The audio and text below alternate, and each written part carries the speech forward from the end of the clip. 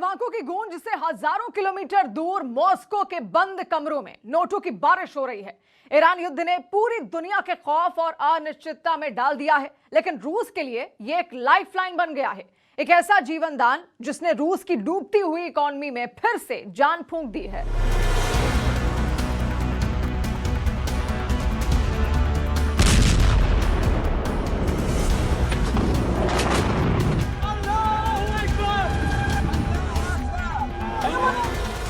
पूरी दुनिया देख रही है कि पश्चिम एशिया में तेल और गैस के उत्पादन से लेकर सप्लाई पर असर पड़ रहा है और इसका फौरी तौर पर सबसे ज्यादा फायदा अगर कोई उठा रहा है तो वो है रूस, जिसे एक्सपर्ट साफ कह रहे हैं कि रूस ईरान युद्ध का सबसे बड़ा विनर है।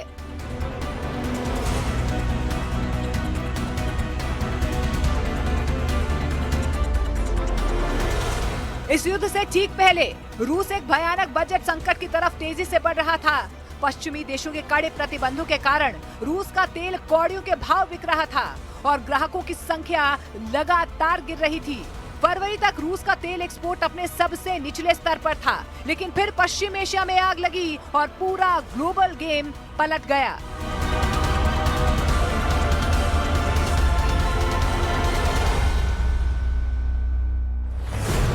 मिड मार्च तक तो रूस के यूराल्स क्रूड तेल की कीमत $90 प्रति बैरल तक पहुंच गई, जो कि फरवरी के मुकाबले दोगुनी थी। इसका मतलब जानते हैं आप? रूस हर महीने $8.5 बिलियन की एक्स्ट्रा कमाई कर रहा है। इसमें से $5 बिलियन सीधे रूस की सरकार के खजाने में जा रहे हैं और बाकी तेल कंपनियों की जेब में। दुनिया इस कदर डर गई कि तेल की ग्लोबल सप्लाई ना रुक जाए और बस अमेरिका को भी मजबूर होकर समंदर के रास्ते जाने वाले रूसी तेल पर से कुछ पाबंदियां हटानी पड़ी। ईरान के तेल पर भी पाबंदियां हटाई। मकसद था ग्लोबल तेल का दाम कम करना, लेकिन ऐसा कुछ हुआ नहीं। जो रूस कल तक अपना तेल बेचने के लिए भारत और चीन को डिस्काउंट ऑफर कर रहा था, अब ज्यादा कीमत की मांग करने लगा है। लेकिन कहानी सिर्फ तेल पर खत्म नहीं होती। ईरान युद्ध के कारण दुनिया का सबसे अहम समुद्री रास्ता स्ट्रेट ऑफ हॉर्मुज खतरे में आ गया है। ये रास्ता नेचुरल गैस, LNG और फर्टिलाइजर यानी कि खाद की सप्लाई की सबसे बड़ी नस है। और आपको बता दें कि रूस दुनिया का दूसरा सबसे बड़ा गैस और फर्टिलाइजर एक्सपोर्टर है। हॉर्मुज का रास्ता बंद होने के डर से अफ्रीका के देश नाइजीरिया और घाना अब रूस से एडवांस में फर्टिलाइजर्स खरीद रहे हैं और रूस इसके जरिए दुनिया के दूसरे हिस्से में अपना कंट्रोल पक्का कर रहा है।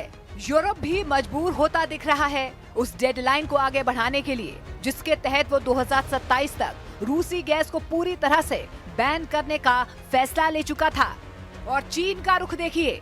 कल तक जो चीन रूस की power of Siberia 2 pipeline project में दिलचस्पी नहीं ले रहा था, आज हॉर्मुज के बंद होने के डर से इसे सबसे सुरक्षित जमीनी रास्ता मान रहा है।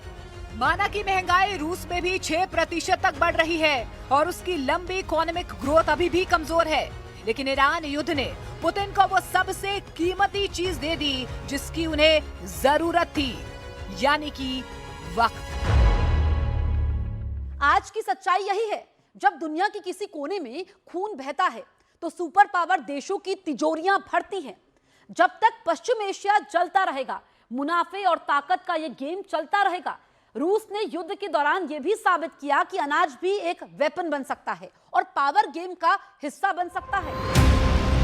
यूक्रेन जंग के दौरान अनाज को लेकर भी रूस और यूक्रेन में लूटपाट मची हुई थी।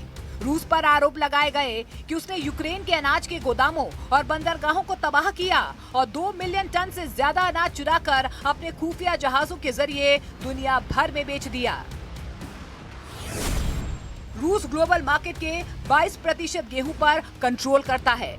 रूस ने पश्चिम एशिया और अफ्रीका में अनाज के जरिए कूटनीति का खेल खेला और दावे किए जाते हैं कि मुफ्त अनाज के बदले संयुक्त राष्ट्र में रूस ने अपने पक्ष में वोट हासिल किए।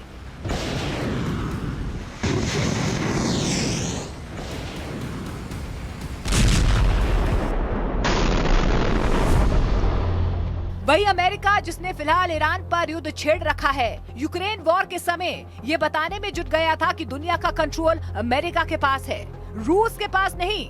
रूस पर तमाम तरह के प्रतिबंधों को लगाया गया। रूस के साथ बिजनेस करने वाले देशों को धमकियां दी जा रही थी और तो और यूक्रेन को हथियारों के साथ मदद करके और रूस यूक्रेन वॉर की भयावह तस्वीर दिखाकर अमेरिका ने यूरोपियन मुल्कों को हथियार बेचे। अब ईरान के साथ जंग चल रही है तो पावर का गेम फिर से खेला जा रहा है।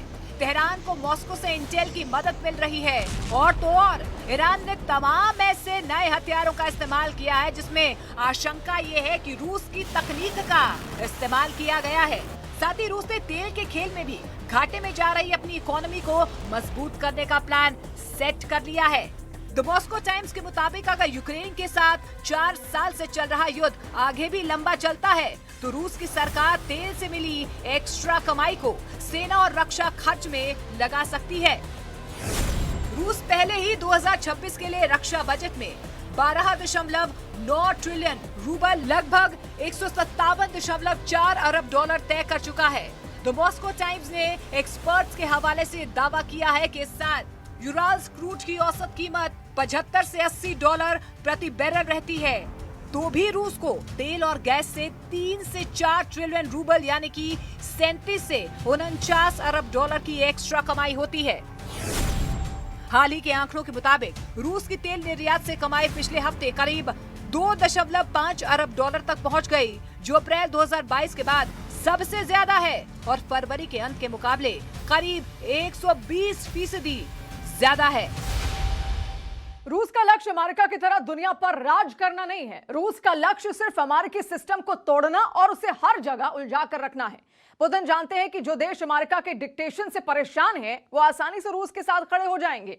एशिया, अफ्रीका से लेकर लैटिन अमेरिका तक कई देश रूस के साथ अपनी रणनीतिक साझेदारी बढ़ा रहे हैं। वही अमेरिका दबाव की नीति बनाकर सुपर पावर बने रहने की कोशिश में जुटा है।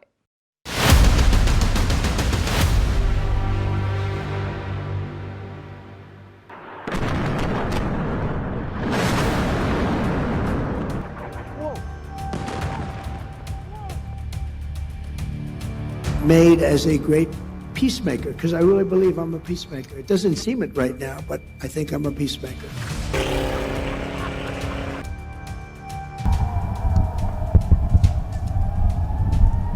खुद को पीसमेकर कहने वाले अमेरिका के राष्ट्रपति ट्रंप ने जिन हथियारों को बेहतरीन दर्जे का कहा है, अब अमेरिका उनका उत्पादन 4 गुना बढ़ा रहा है।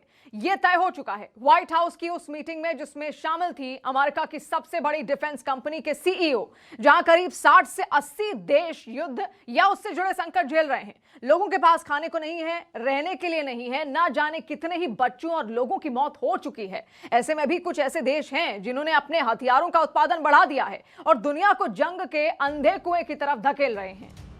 अमेरिका, चीन, रूस, फ्रांस और ब्रिटेन दुनिया के टॉप वेपन सप्लायर देश। अमेरिका तो सेना पर सबसे ज्यादा खर्च करने वाला देश है। 2026 में अमेरिका का सैन्य बजट लगभग 1.5 ट्रिलियन डॉलर था। यूएस बजट का तीसरा सबसे बड़ा खर्च ही डिफेंस है, जिसमें हथियार और उनकी खरीद पर करीब 200 अरब खर्च किया। खास बात तो ये है कि अमेरिका का सैन्य बजट हर साल बढ़ा ही है। एक्सपर्ट मानते हैं कि पश्चिम एशिया के जंग के बाद जिस तरह अमेरिका के हथियार गोदाम खाली हुए हैं, उसे अपना हथियारों का बजट बढ़ाना ही होगा, क्योंकि अमेरिका को ऐसी लड़ाइयों, युद्ध की लत है और उसकी इकोनॉमी का एक बड़ा हिस्सेदार भी है। अमेरिका सीधे या बैकडोर से दुनिया की अमूमन हर जंग में शामिल रहता है। पिछले हफ्ते अमेरिका की बड़ी हथियार बनाने वाली कंपनियों के शेयर्स की कीमतें बढ़ गईं। इनमें नॉर्थरोप ग्रुमेन, आरटीएक्स और लॉकहीड मार्टिन शामिल है।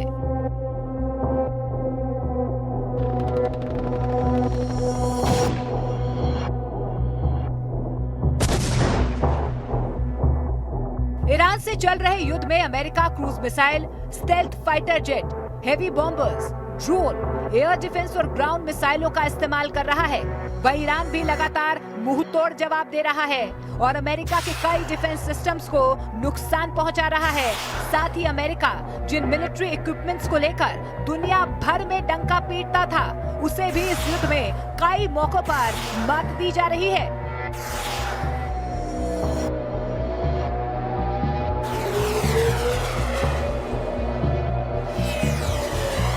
यहाँ भी एक तरह से अमेरिकी मिलिट्री पावर और रूसी और चीनी मिलिट्री पावर की जंग चल रही है। ईरान के अधिकतर हथियार चीन और रूस की तकनीक पर बने हैं और वो अमेरिकी तकनीक को चुनौती देते हुए दिख रहे हैं। इस पूरे सिस्टम का मकसद किसी विचारधारा को जिताना नहीं, इसका मकसद हथियारों की ग्लोबल फैक्ट्री को 24 घंटे चालू रखना है। आंकड़े झूठ नहीं बोलते। 2021 से 2025 के बीच दुनिया भर में बड़े हथियारों के व्यापार में 9.2% की भयानक बढ़ोतरी हुई।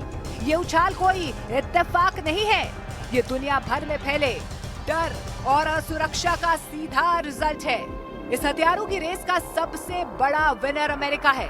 आज दुनिया के कुल हथियार एक्सपोर्ट में अमेरिका का हिस्सा बढ़कर 42% हो चुका है। अमेरिका ने 99 देशों को अपने हथियार बेचे हैं और इस पूरे ग्लोबल मार्केट में अमेरिका का दबदबा ऐसा है जिसे कोई चुनौती नहीं दे सकता। ईरान युद्ध के बाद मिडिल ईस्ट के देशों में दहशत का माहौल है। उन्हें अपनी सुरक्षा की चिंता सता रही है और इसी चिंता का फायदा हथियारों की कंपनियां उठा रही है। सऊदी अरब, कतर और कुवैत जैसे देश अपनी सेनाओं को अपग्रेड करने के लिए पानी की तरह पैसा बहा रहे हैं। अकेले सऊदी अरब अमेरिका के 12% हथियारों का खरीदार बन चुका है और कतर ने भी अपने इंपोर्ट को दोगुना कर दिया है। अमेरिका इन देशों को fighter jets, missile defence system और स्मार्ट बम बेच रहा है। पेंटागन के जरिए अमेरिका की प्राइवेट डिफेंस कंपनियों को 2020 से 2024 के बीच $2.4 ट्रिलियन के कॉन्ट्रैक्ट मिले हैं। ये रकम इतनी बड़ी है कि कई देशों की पूरी जीडीपी इसके सामने छोटी पड़ जाए।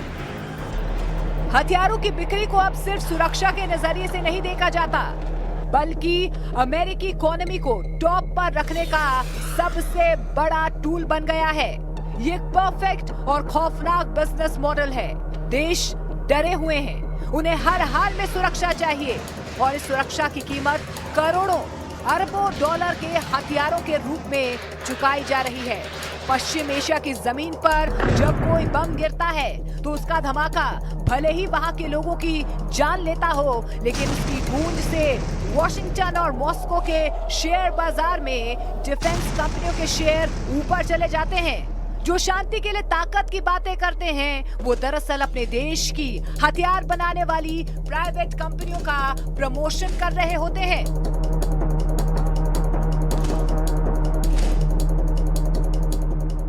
इस वॉर इकोनॉमी का सबसे कड़वा सच यह है कि इन युद्धों को जीतने के लिए नहीं लड़ा जा रहा, इन्हें इसलिए लड़ा जा रहा है ताकि ये चलते रहें।